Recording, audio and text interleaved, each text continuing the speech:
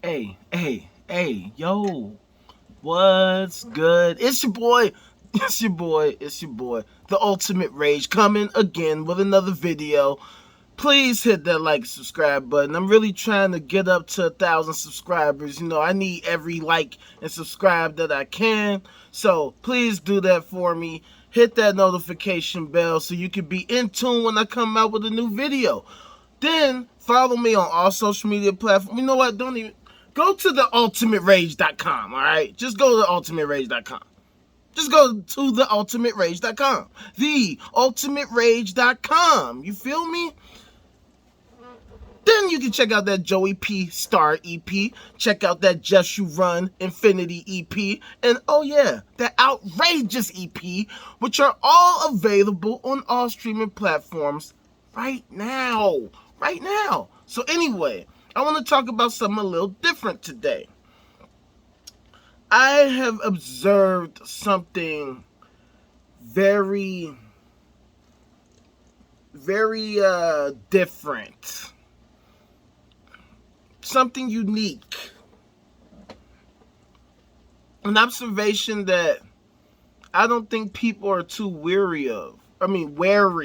Too wary of. Excuse me. So, if anybody's familiar with Blockbuster is this place that used to exist. It was a retail store that was all about movie and video game rentals. So you could go there, you could get tapes, CDs, discs, whatever. Whatever format you needed, they had it. All the new movies and some of the older movies too. And, going to Blockbuster used to be the best thing ever. I remember as a child, Pops would take us, me and my brother, sometimes little sis too, to Blockbuster.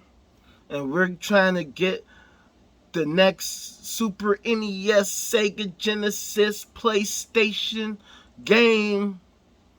And it was like the experience, the smell in the store. I still remember it, walking down the aisle, seeing the displays. It used to be so dope. Amazing. Anybody who's ever been to Blockbuster, you know what I'm talking about. It's actually fun. And then you stand in line, you see the popcorn, you see the candy. You're tempted maybe, but no, you're just trying to get your movie. And then they give it to you. You walk out the door and you rent that thing. And you got to bring it back in however much time. I forget. I think it was like 3 days or something like that. Just drop it off at the slot. Pow. But then here comes Netflix. Out of nowhere. And they just took Blockbuster out the game. Like that. Why? How'd that happen? Well, Netflix came in and did something different. Actually, they did two things different. The major difference was that they came in and was like, yo, instead of you having to go to the store, come back, you gotta be held to this time. We're gonna come in and, okay, you can get the DVDs. You can get DVDs from us. We'll send you some DVDs. You don't have to worry about late fees like that. And also, it was like you can stream online as well. So you have these two options. We're getting with the internet. We're ingratiating ourselves with the internet. Blockbuster, if they had the foresight to do that, they could have prevented their own demise. But they had a good thing going. It was so good. The business was booming. Billions and billions of dollars. I think they were making billions of dollars. If not millions and millions of dollars. They was making bank. There was Blockbusters everywhere. Anybody who knows, who grew up in the 90s, everywhere. Literally all over the place. In any city in the world, even the burbs, you guaranteed to see a Blockbuster video. And now there's literally like one left in the whole country, in the whole world. In like Oregon somewhere. I seen a video by AVGN going there. And so here's the other thing that Netflix did different. They implemented what's called the subscription model. What's that? If you don't know by now, you're living under a rock. If you're living in America, literally every place of business damn near has some form of subscription model. Where you pay for a service or a product, and instead of having to pay like a big amount up front to get something, instead you just pay a monthly or annual fee. Some of them have all types of different pay plans, you know, but it's a pay plan. Netflix pretty much popularized it in the modern era, the postmodern, whatever you want to call it. In the 21st century, they popularized the subscription model.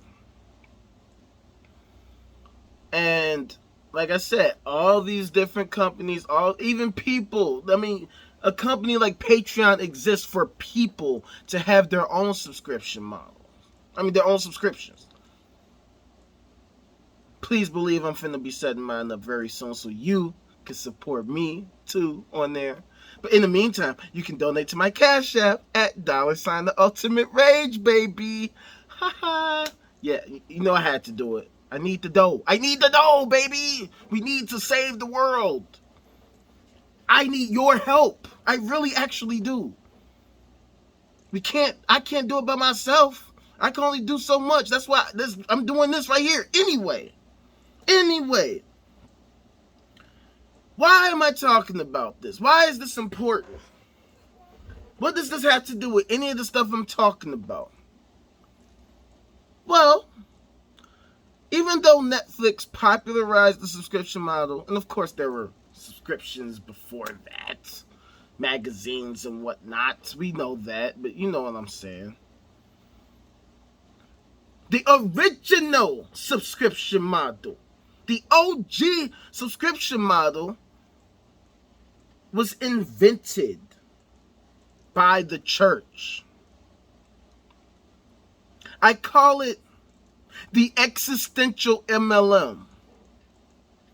They invented multi-level marketing, and people don't even realize it. Here's what I mean. Think of it like, okay, so if anybody's familiar with an MLM, multi-level marketing company, people really, really hate MLMs because basically MLMs are straight up direct sales. In your face sales. I'm coming to you and I'm trying to coerce you to buy into my product or service. And that is the tactic that church has been implementing for millennia. And it's genius because they have the ultimate reason for you to donate 10% of your wealth to them to save your soul. They're literally selling you a product that doesn't even exist.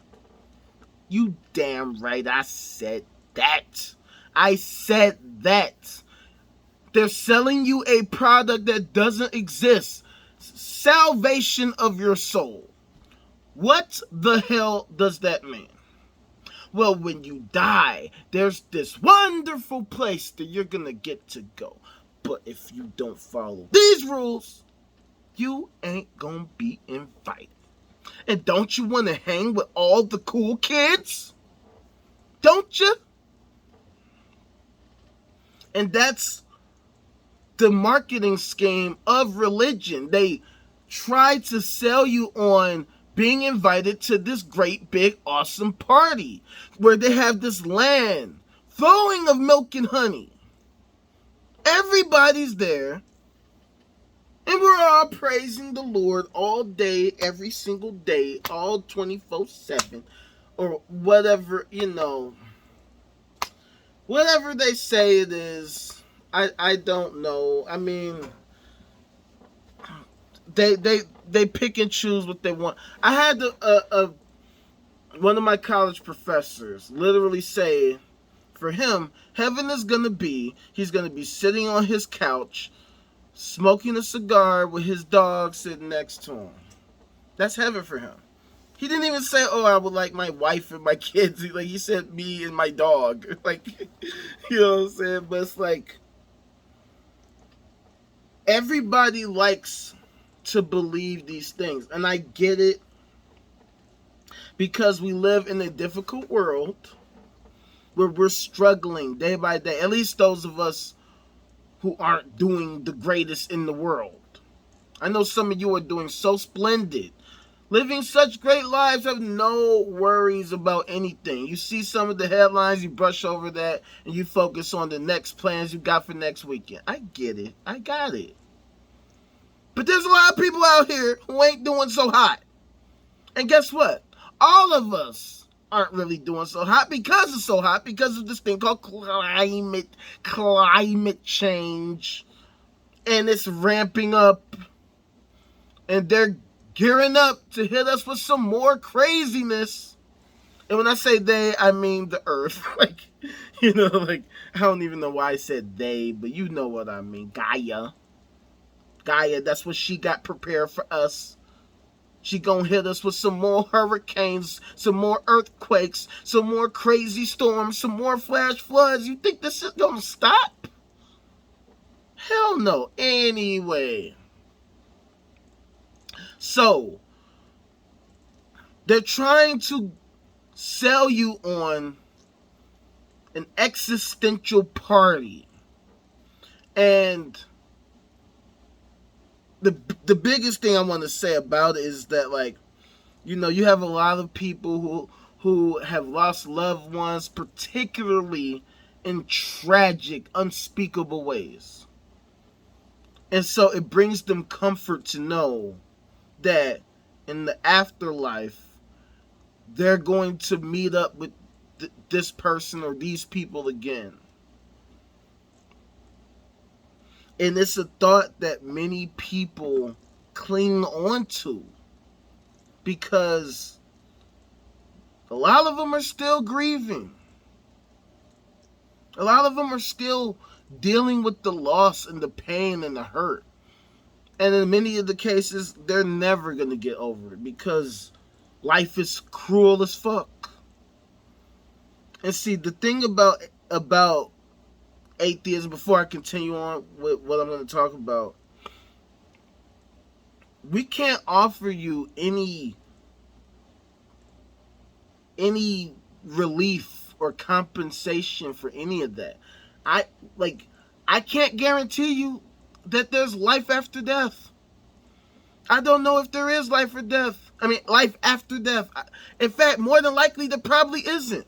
Which is the reason why I'm pushing for things like life extension, brain-computer interfaces, furtherance of medicine, quantum computing, and all of that stuff. So that we don't need to find out, because I'm not trying to die. I'm sorry. Fuck that shit. You know what I mean? Death can eat a dick.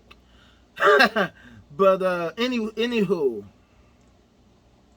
So they're selling you on a future life in another realm or plane of existence where you get to reunite with lost loved ones And then, of course, the future loved ones who end up inevitably passing away. And it brings people comfort. And I get it. I understand it. But we have to live in reality. There are a lot of things that bring people comfort. There's a lot of things that could bring me comfort. There are plenty of thoughts that could bring me comfort right now. You know what would bring me comfort right now? It's if you hit that like and subscribe button. Help a brother out. No, I'm not done. But hit that like and subscribe button, please, man. I need to get to 1,000 subscribers, man. Come on now. We need to get this thing moving. I can't do this with y'all not helping the brother out. We're not going to save the world with just me talking. I need your support. You feel me? So anyway, at the end of the day, we need to get people to understand, look, I get why you believe that, but it's fantasy. You know, like, it's a coping mechanism, and I get it, but we have to face reality as it is.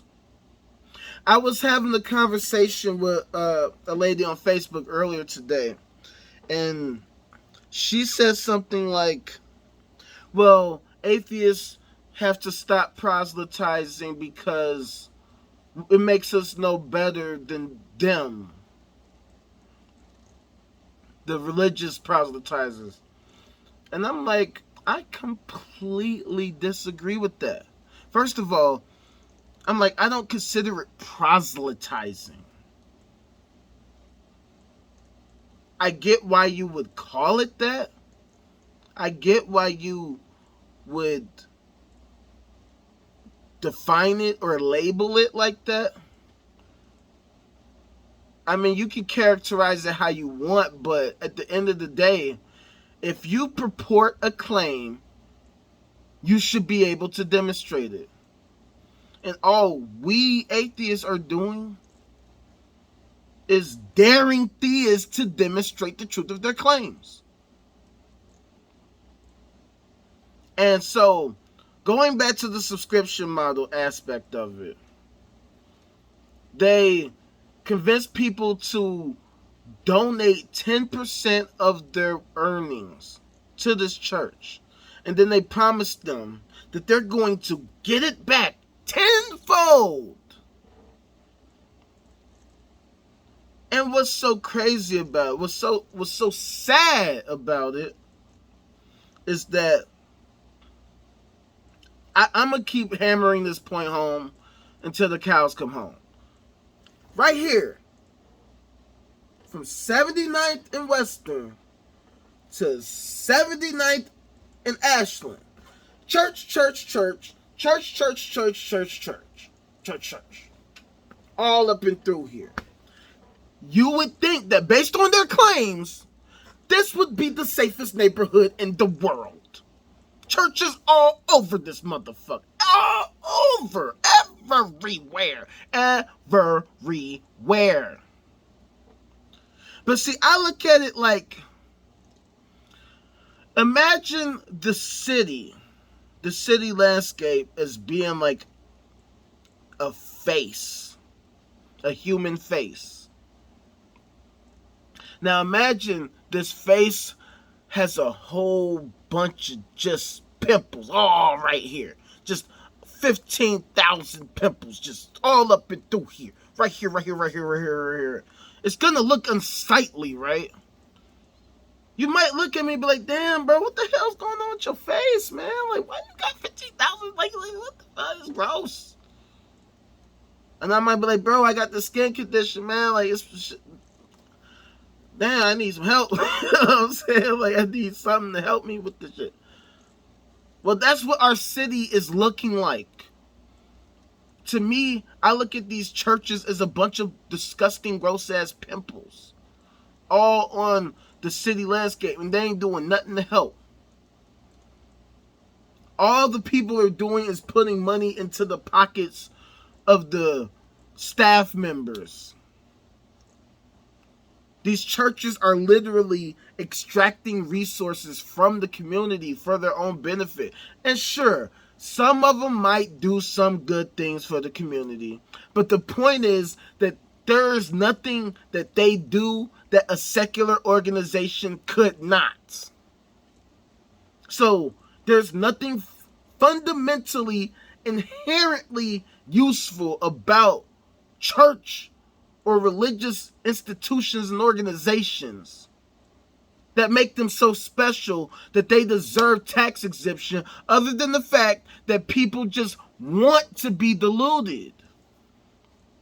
And not only that, they're willing to further impoverish themselves to support their delusion.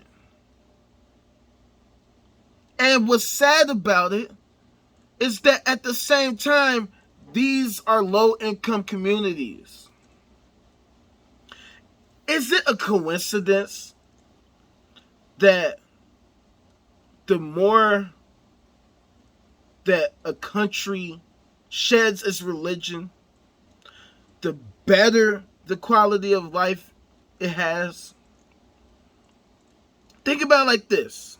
Now, I know a lot of you are going to disagree with me, but I already made a video about this.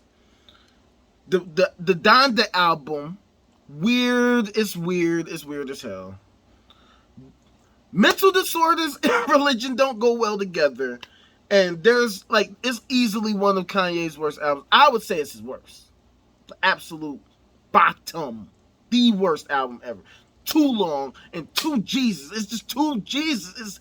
It's so, and then you want to throw the gang with that shit is weird, bro. That shit just nah, that ain't it, bro. That ain't it. Ain't nobody trying to get jiggy to Jesus and GDs, nigga. Get the fuck out of here with that goofy shit. You know what I'm saying? It's just weird, man. And it's so sad because I know that he's mentally disabled. Like, that's what's so bad about it. That's why it's like, I listen to Kanye's interviews and half the stuff he says is brilliant. He understands stuff like the singularity and, AI and future. Like, he gets it, but then he still throws the Jesus in there. And sometimes it makes me wonder, is he trolling or what? But it's like, you see these people dedicating their lives to this nonsense when they could be putting their energy towards something much more useful, like STEM, science, technology, engineering, math, and medicine. You would think if people put their energy towards these fields, climate change, coronavirus, any other virus, any other situation, we could focus our efforts on figuring them out. Think about this. What is it? 2-3 billion people in the world are Christian. Imagine if, I don't know, 10% of those people shed religion and went into STEM. 10% of those people, which would be a gigantic, I'm talking about 100 million people. 200 million people. That's insane. But it's like we wouldn't even need that. 1% of those people. 1% of those people that just shared religion and went into STEM. How much better the world will be. Because now we have more minds working together on trying to figure this stuff out. Instead of just sitting around, please, Jesus, please, please, please, please, Jesus, please, please, please, please, Jesus, please, please, please, please, please, please.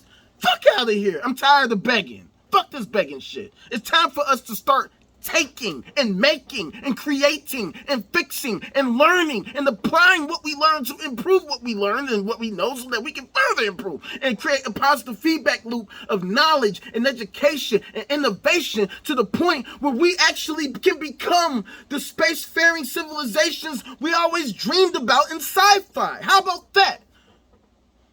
So if you're going to go to the subscription model, if anything, support the Planetary Society, Doctors Without Borders, and stuff like that.